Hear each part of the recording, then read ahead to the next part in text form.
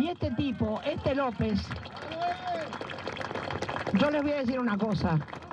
Esto que hizo López, esta opereta mal armada, mal organizada, yo tengo una idea. López no es solo un chorro, no es solo un estafador. López es un traidor, es un tipo que se infiltró, que lo infiltraron. Cuando lo vieron que tenía poder, vinieron los medios, los tipos, los que hacen todo esto, los que trabajan para esto, los servicios de inteligencia, y lo infiltraron en el movimiento.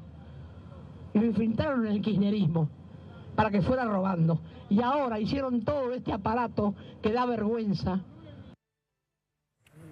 Bueno, muy bien, hay que escuchar estas cosas. Eduardo Arnold fue vicegobernador del kirchnerismo, fue el primero que aquí dijo, con todas las letras, dijo: Néstor Kirchner es un corrupto. ¿Qué tal? ¿Cómo le va? Muy bien. ¿Es un infiltrado, José López? No, mire, llegó José López a la provincia a fines del 80 o en el 80 aproximadamente. Tocaba muy bien la guitarra, en las peñas que lo veíamos por ahí, cantaba y tocaba bien la guitarra. Y luego lo llevó a la municipalidad, Kirchner. Y posteriormente, cuando comenzamos el gobierno en 1991, estaba en Vialidad Provincial, formaba parte del directorio. Y luego, al poco tiempo, hubo un accidente donde falleció el presidente del Instituto de Desarrollo Urbano y Vivienda, el ingeniero Porto, de una familia tradicional de gallegos, muy buen muchacho, y quedó vacante eso, por cierto. Y una mañana voy yo a hacer unos trámites al despacho del gobernador y me encuentro con López, que él le estaba ofreciendo el Instituto de la Vivienda, y López realmente me sorprendió porque le dijo que no. No, dice, yo estoy trabajando bien en vialidad, no me gustaría moverme de ahí. Entonces Kirchner, como de costumbre, hasta el último momento, hablando del proyecto, le dijo: no, el proyecto te precisa ahí, tenés que ir ahí, es orden mía. Bueno, dice, acepto con una sola condición. Esto es lo que me llama la atención, ¿no? Y realmente me engañó.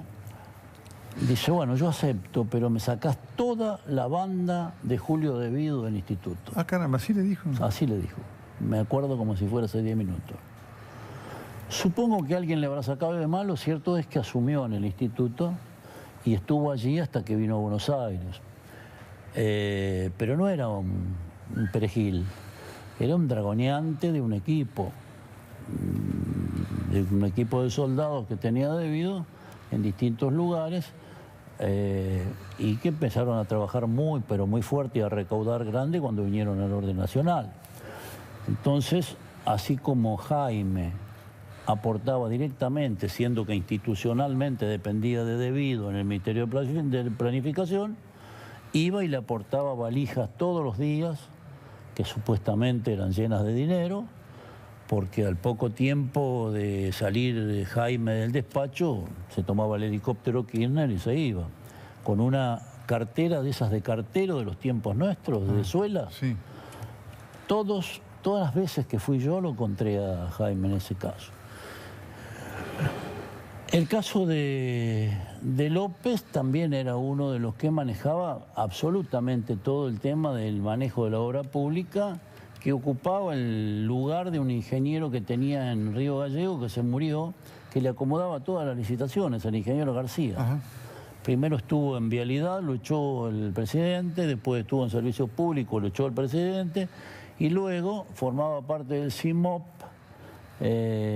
representando a Devido aquí en Buenos Aires en las reuniones del CIMOP. O sea que López tenía llegada directa a los Kirchner. Claro. Absolutamente. Cuando Cristina en la carta, ¿usted le sorprende esta carta? Dice: López, yo no sé. Mire, recién hablábamos con Graciela. Para mí es una carta como si la hubiera redactado Eve de Bonafini con 15 años menos.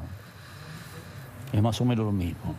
Realmente no tiene ningún sentido esa carta, no se la puede tomar en serio. Conociéndola como uno la conoce, verdaderamente no puede escribir una carta de ese tenor, de ninguna manera. Diego Cabo, vos en tu libro con Francisco Olivera, Hablen con Julio, fuiste casi de lo periodístico el primero que no solamente denunciaste, marcaste los modus operandi. ¿Cómo era López encajaba en ese modus operandi? Bueno, en aquel libro nosotros empezamos queriendo hacer una biografía de De Vido y terminamos usándolo a De Vido para contar una manera de gobernar todavía bastante escondida que tenía el kirchnerismo, ¿no? Las formas y demás que hoy se conocen, la crueldad de muchas de sus formas, crueldad en el sentido, digamos, político, ya aparecían obviamente en aquel momento. López entonces era determinante, pero determinante en prácticamente la mitad del ministerio, ¿no? Porque la otra mitad era transporte. Digo, en cuanto a tamaño, porque sí. Kirchner entendió que ahí en transporte había una caja importante y muy discrecional. Fácil, digamos, dinero fácil para hacer política, pero era determinante en una mitad del ministerio, ¿no? Que era todo lo que tenía que ver con obra pública. Recordemos que solamente sobre el final del gobierno de Cristina, Energía como que tomó un lugar aparte, claro. La manejaba una parte el despacho de Vido, otra parte Kicillof y los suyos, pero en ese momento López también manejaba las grandes obras del sector energético, así que fue determinante. ¿Qué era la lista de la felicidad? La lista de la felicidad es una le llaman a una nómina que llegaba todos los meses a Vialidad Nacional desde el despacho de López, directamente de él, confeccionada por él, donde decía qué empresas, cuánto dinero y cuándo le iban a pagar, ¿no? Las empresas que estaban ahí eran las que iban a cobrar ese mes, las que no estaban no iban a cobrar. ¿Qué hacía López? Bueno, tenía un X determinada cantidad de dinero para pagar este mes en Vialidad, tenían muchísimos proyectos abiertos, decía a tal y a cual, y esa lista era la que se pagaba a fin de mes. ¿Quiénes estaban? Y siempre, digamos, muchos variaban, porque era una lista larga, muchos iban variando y les pagaban algunos puchos, pero en el elenco estable siempre estaba encabezado por básicamente tres grandes. ¿Cuáles eran?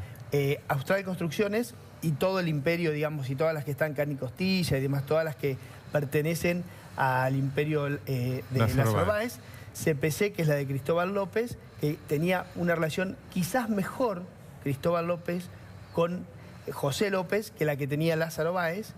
Y la tercera es Robela y Carranza, que es una empresa que en los últimos años especialmente estuvo muy entre las predilectas, y el gobierno está, digamos, han puesto ya en Vialidad y en la justicia la lupa sobre esos contratos. Arnold, cuénteme un poco sobre López la persona, una persona ambiciosa, codiciosa, desesperada de la plata. Digo porque usted como los conoció muy bien, cuando nos describió que a Kirchner le gustaba tocar la plata. Digo, ¿qué pasa con el kirchnerismo que tiene este afán de guardar plata en estos lugares de los cuales después la saca húmeda, mojada, bueno, como fuera? Kirchner era un adicto al dinero, lo vimos en el abrazo aquel famoso de la caja fuerte, y cuando cobraba los alquileres, los bolsillos abultados.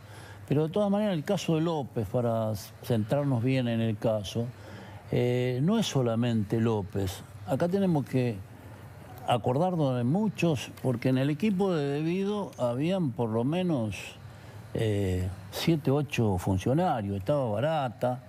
Nadie se acuerda nunca de Nelson Periotti, que era el presidente de Vialidad Nacional, que seguramente en el retorno de la obra pública vial, más allá de que López ordenaba y no ordenaba, pero ordenaba especialmente, el que firmaba era Periotti, no era López, porque el presidente de Vialidad era Periotti. Periotti, Férgola, toda la cadena que hay, porque cuando usted contrata una obra vial, primero se hace el pliego de bases y condiciones, luego se hace todo los trámites para llegar a la apertura de la licitación, se da el inicio a la obra en un determinado día y a partir de ese momento comienza a trabajar la empresa contratista. Si al mes o a los 2 meses ya certifican, los que firman ese certificado, si están certificando 2 alcantarillas, un guardaganado y 50 metros de ripio, Los inspectores tienen que firmar y medir y exactamente eso. Si no lo están haciendo, evidentemente no lo hicieron. Si se imagina que en la autovía de Caleta Olivia, Comodoro Rivadavia, se cobraron 800 o 900 millones de pesos, que la obra estaba contratada en 300, y al cabo de mucho tiempo de vencido el plazo, solamente habían ejecutado el 30% de la obra, ahí tiene toda una cadena desde el sobrestante hasta el presidente de Belida y debido, que tienen que ver con eso. Igualmente el tema de los empresarios. Acá nadie habla de los empresarios. Sí, claro. Así es. La industria de la construcción. El presidente era Wagner, íntimo amigo de Kirchner. Él se benefició. Y ese se benefició con seguridad.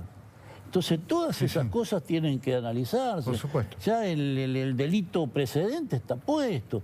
Acá faltaba uno del Estado y lo tenemos a López descargando en el convento de las monjitas con 140 años cada una a las 4 de la mañana, que es una barbaridad. Bueno, ahí tenemos el caso del Estado. Ya le voy a hacer otra pregunta, es muy importante lo que usted dice. Me decía el diputado, y lo tengo también. Decía que Wagner, por ejemplo, nosotros encontramos una cantidad de transferencias desde su empresa que hicieron desde Uruguay hacia el Betic en Liechtenstein, y a su vez repagos en algunos años del Betic a la empresa de Wagner en Uruguay. Y también Esuco, el desarrollo... Esuco es acá y allá es Covial, creo.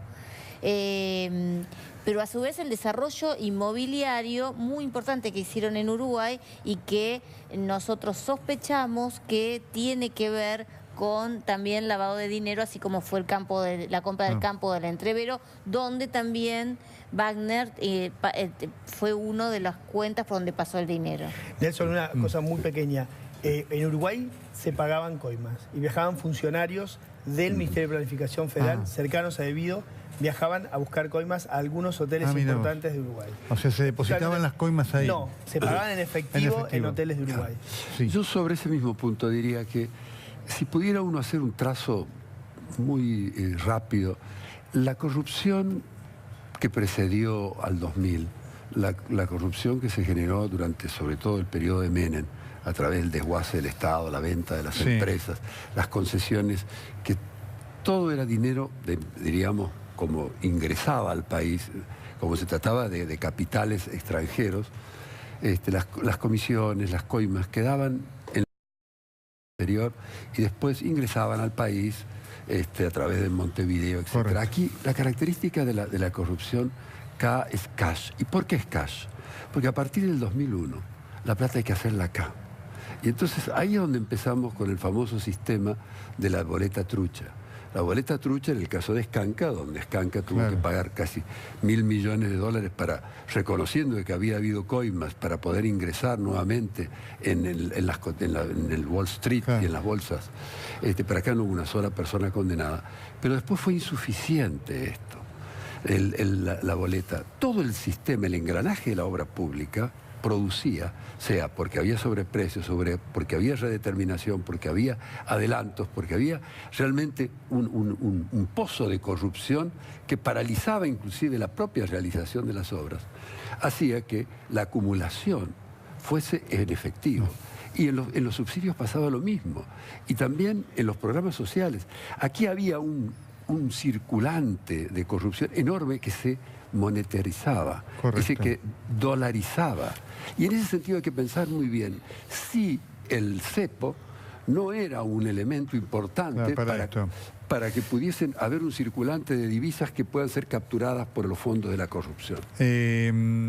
Voy a hacer la pregunta final a Arnold, por supuesto, porque usted tiene el elemento de la cercanía de los Kirchner, ¿no es cierto? ¿Cree que Cristina va a ir presa? Estoy completamente seguro. No puede ser que no vaya presa. Estoy totalmente seguro. En esto también falta un personaje nefasto que fue Uberti, que también con la valija de Antonini y demás, en una oportunidad pudimos ver, porque acompañé a un periodista de Santa Cruz que fue a verlo y nos mostró cómo Torrijos lo fue a buscar al Sheraton de Panamá y lo llevó a comer un asado a la residencia del gobernador, del presidente. Auberti, que no significaba absolutamente nada, era un funcionario de cuarta. A veces cuando hablamos de los Panama Papers, de todas estas cosas, nos acordamos de Auberti en este caso. A todos, muchísimas gracias. Ojalá estemos viviendo una etapa bisagra para la Argentina en cuanto al tema de la corrupción. Ya seguimos.